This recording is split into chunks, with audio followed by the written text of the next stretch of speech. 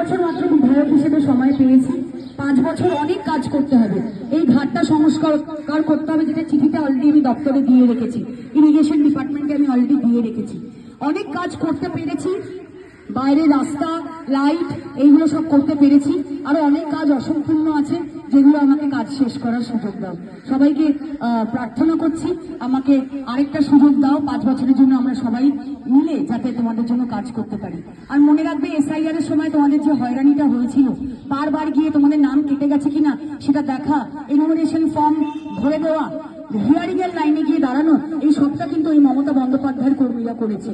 তাই বিজেপি আসবে, CPM আসবে, সবাই আসুক, গণতান্ত্রিক অধিকার আছে তাদের ভোট চাওয়ার, কিন্তু তোমরা কাকে ভোটটা দেবে সেইটা কিন্তু তোমরা নিজের মনে মনে ঠিক করে নিও। কারণ এই অসুবিধার সময়, এই হয়রানির সময়, গ্যাস সিলিন্ডার নেই, এখন বাড়িতে বাড়িতে উনুন জ্বালিয়ে রান্না করছে মানুষের, কি অবস্থা। তো এই হয়রানিগুলো কিন্তু তোমরা মাথায় রেখো, SIR এর হয়রানিটা মাথায় রেখো, যে এই মানুষগুলো তোমাদের পাশে থেকে কিন্তু কাজ করেছে। সবাইকে আবারও বলবো, 5 বছরের জন্য আমাকে সুযোগ দিও, আশীর্বাদ করো।